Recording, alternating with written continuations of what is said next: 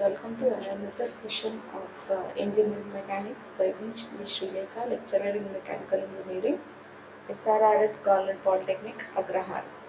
So, in the previous session, we have discussed something regarding statics and engineering mechanics, kinetics, kinematics, and thereon we discussed about the physical quantities, that is, the units of measurement and all, and then we have discussed some laws involved in force and characteristics of forces, and after we we started discussing about the system of forces.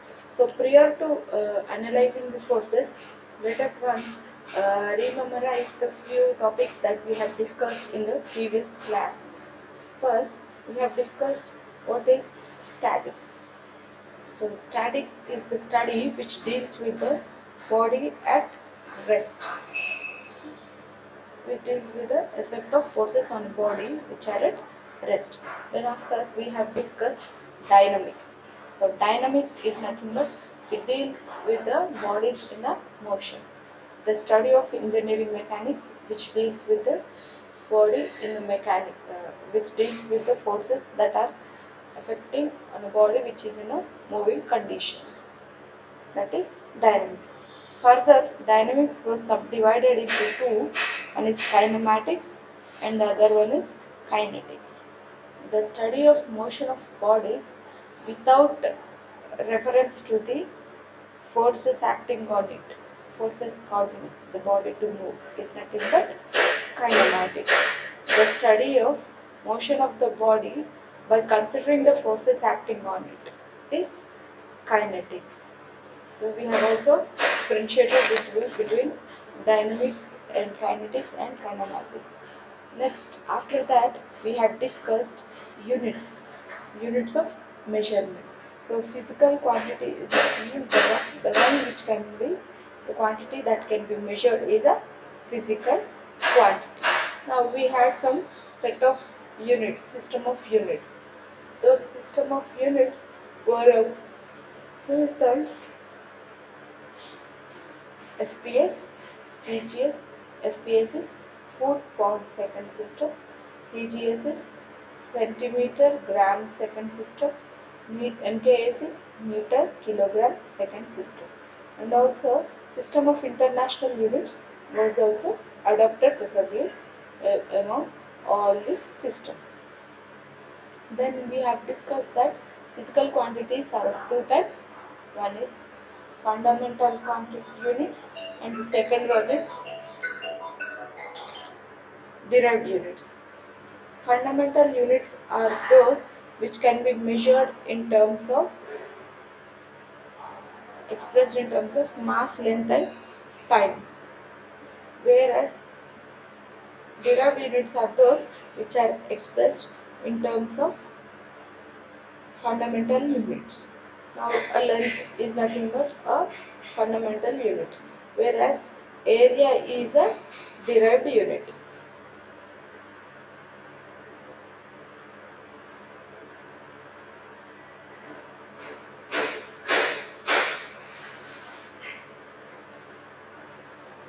Next, we have discussed what is scalar quantity and what is a vector quantity. Scalar quantities are those which possess only magnitude, whereas vector quantities are those which have both magnitude and direction. Next, we have discussed what is a force. A force is nothing but an agent which changes or tends to change the position of rest or of uniform motion of body upon which it acts.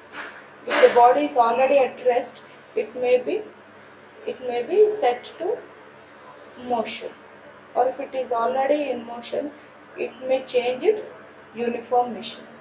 So these are all we have discussed. Next, we have discussed characteristics of force. So characteristic of force can be explained by four terms. The first one is magnitude. So magnitude is nothing but the quantity of the force that is acting upon a body. It is generally measured in newtons. Next, we have discussed direction. The direction is nothing but the line of action of force. So it might be in vertical or horizontal or inclined at an angle. Next, we have discussed point of application of the force. So it is nothing but point on the body at which the force acts. Next, sense of force. It is nothing but either it is pulling or pushing type. If it is a pulling one, then we need it means if the body is moved away from the point of application, it is push type. If the body is moved towards the point type, it is pull type. So here we have two types of forces depending upon the nature.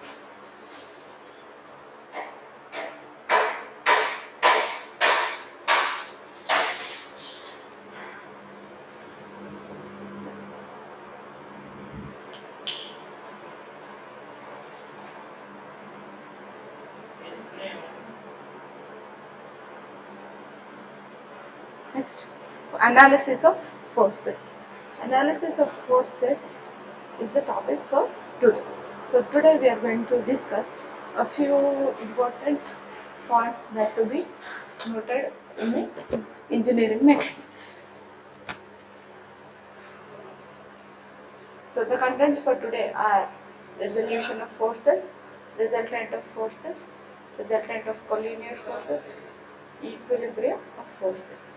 First, let us go for resolution of forces. So we already know that resolution of force is nothing but splitting of a single force into two components, that is horizontal and vertical component. So horizontal component can be written as F cos theta.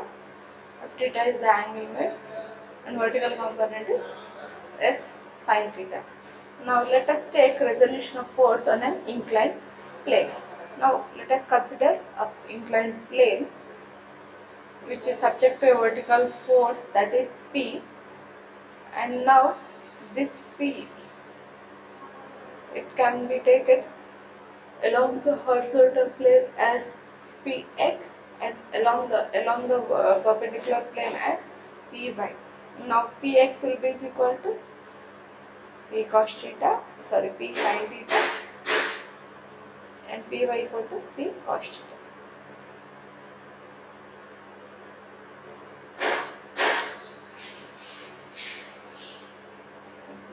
Next, resultant of force. We know that resultant is nothing but a single force which replaces a system of forces both in magnitude and produces the same effect is nothing but a resultant. Example. So if we have also discussed the difference between equilibrium and resultant. Now in this you can see system of forces. Two forces are there, that is 30 and 70. Now resultant of this force is nothing if you see on the left side it is only 30 newtons and on the right side it is 70 newtons. So there is a difference of 40 newtons and this body is not in a uniform motion because on the right side the effect of force is high. There is high magnitude of force acting on the right side. So the resultant is nothing but since these are collinear forces, simply we take summation of the forces if both are in a same direction and we'll take this difference of the forces if both are acting away from each other. So here both the forces are acting in different directions, hence our resultant R will be 70 minus 30, that is equal to 40. 40 is the effective resultant. Next, so if resultant of two collinear forces.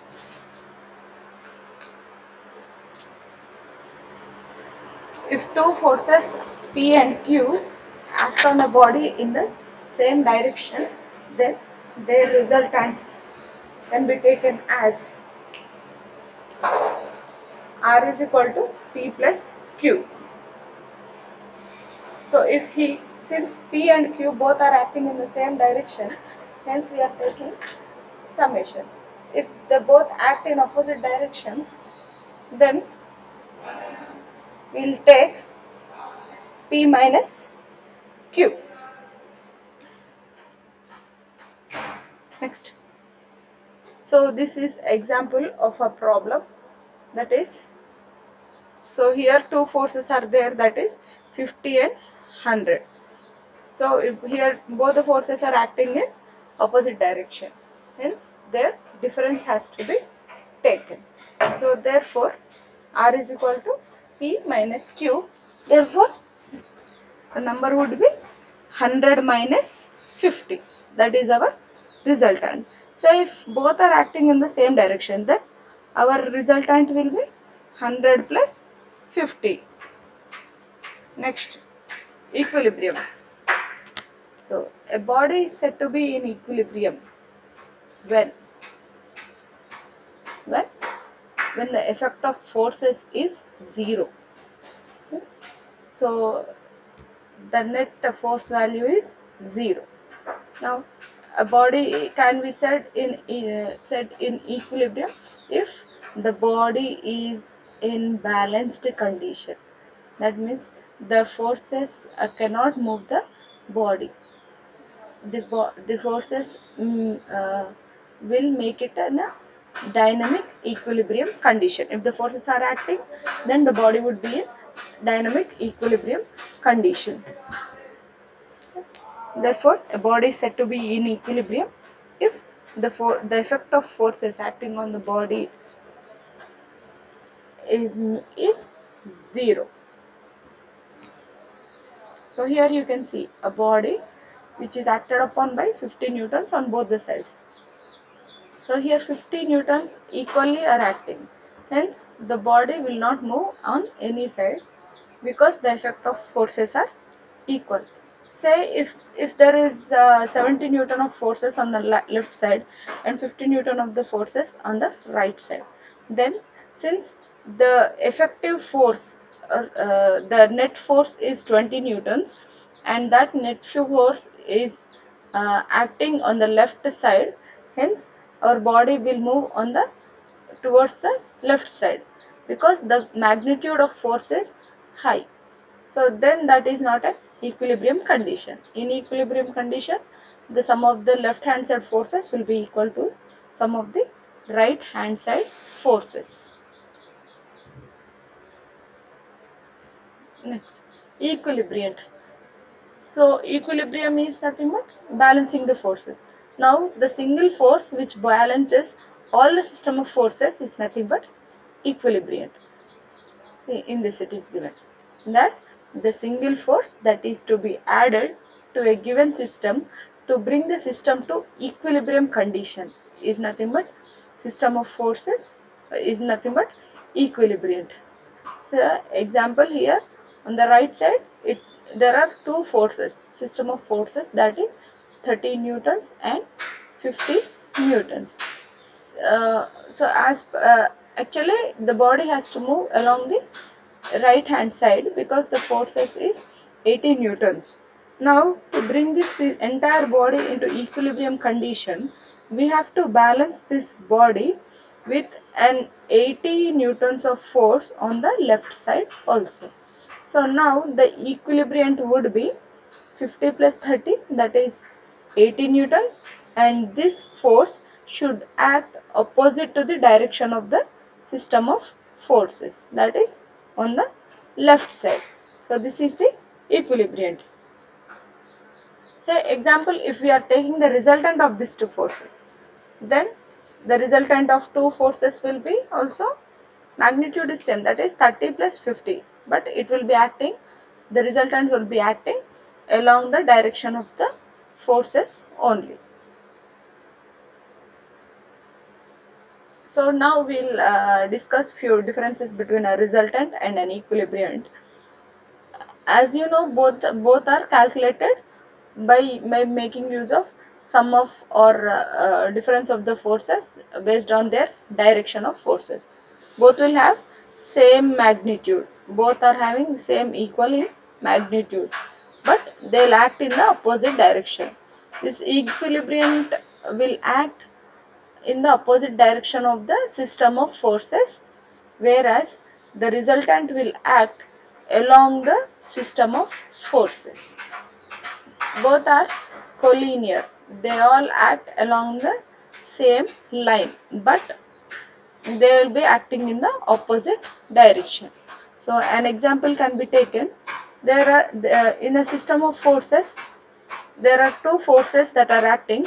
One is horizontal force 40 newtons and the vertical force is 30 newtons.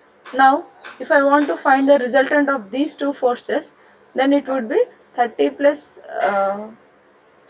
so if I make use of a parallelogram law, then it is R is equal to resultant, magnitude of the resultant. R is equal to under root of P square plus Q square plus 2PQ cos alpha. Now alpha is 90 degrees because both are in a perpendicular to each other.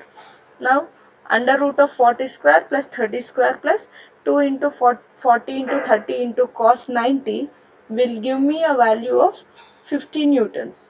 The resultant is 50 newtons. Now as you know, the magnitude is same. Now if I take theta, that is nothing but angle made by the resultant with the horizontal. Theta is equal to tan inverse of q cos alpha by p plus q sin alpha, or q cos alpha by p plus q sin alpha. Therefore theta equal to tan inverse of 30 cos 90 by 40 plus 30 sin 90 I'll take. Then the angle I'll get the angle of this one. So I'll get the angle with the resultant. Now I'll draw the resultant with the obtained values. Now I am denoting it with a purple line. So 15 newtons. But our equilibrium will be, it has to balance the body. Hence it will be acting in the opposite direction of the system of forces. So our equilibrium can be drawn by the blue line. So therefore we can see that both the forces are collinear but acting along the opposite directions, and both are having the same magnitude of 50 newtons. Next, so let us know few conditions for equilibrium. So there are three conditions that are considered to find out the equilibrium. So the first one is the algebraic sum of the horizontal components of all the forces must be equal to 0. This sigma Fh should be is equal to 0. So we already know how to make resolution of forces. Say if a system of forces are given P and Q, P, Q and R, three forces are given. Now to find the horizontal components of this, let us take theta 1 is angle made by the force P, theta 2 is the angle made by the force Q, and theta R is the angle made by the theta R is the angle made by the force R. Now horizontal means P cos theta 1 plus next second term would be Q cos theta 2. Next third term would be R cos theta 3. Now sum of all these horizontal components should be equal to 0. It means P cos theta 1 plus Q cos theta 1 plus R cos theta 3. So likewise we'll go on adding the number of forces and their horizontal components. So that value should be equal to 0. Next, the second condition would be the summation of all the vertical components should be equal to 0. So again, P sin theta 1 plus Q sin theta 2 plus R sin theta 3 and so on, the number of forces will simply equate it to 0. Next, so the algebraic sum of moment of all the forces must be equal to 0. So moment is nothing but force into perpendicular distance. So likewise we'll take moments of each forces. Say if it is force P. Now if P is a force and the point of application to the body, the force applied body, it is X, say. So your movement will be P into X. Similarly, if Q is the body and the perpendicular distance from the point of application to the body is Y, then Qy is the moment. So similarly, we'll go on finding moments of each force and we'll make simply addition of all those and we'll equate it to 0. So you can take M is equal to say Px plus Qy plus Z uh, Rz and so on is equal to 0. So by making use of these three conditions, we'll find the equilibrium.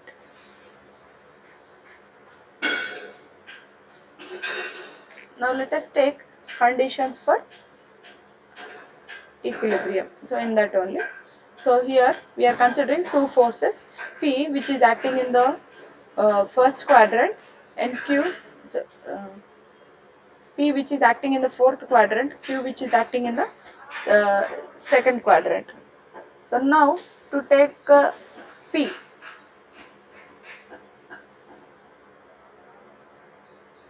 So to take up a P, now if I find the components of P, then if theta is the angle, then the horizontal component would be acting along the positive x-axis, and that is PH is equal to P cos theta 1. Next, the vertical component would be acting along the negative y-axis, and that is PV is equal to P sin theta. Next, Q. So to find the horizontal and vertical components of Q, so Q horizontal is equal to Q cos theta 2, and that will be acting along the negative x-axis, and vertical component of Q, and that will be acting along the vertical positive y-axis. So likewise we'll uh, resolve the force along the axis, along the horizontal and vertical axis. Now let us take a problem. A weight of 2 kilonewtons is supported on a inclined plane whose angle of inclination is 30 degrees with the horizontal. Evaluate the weight components perpendicular to the plane and parallel to the plane. So given that a weight 2 kilonewtons is inclined on a plane and the angle of inclination is 30. So now, so this is a plane which is inclined at an angle of 30 with the horizontal, and the weight of this body is also 2 kilonewtons. Now we need to find the weight component in both horizontal and vertical.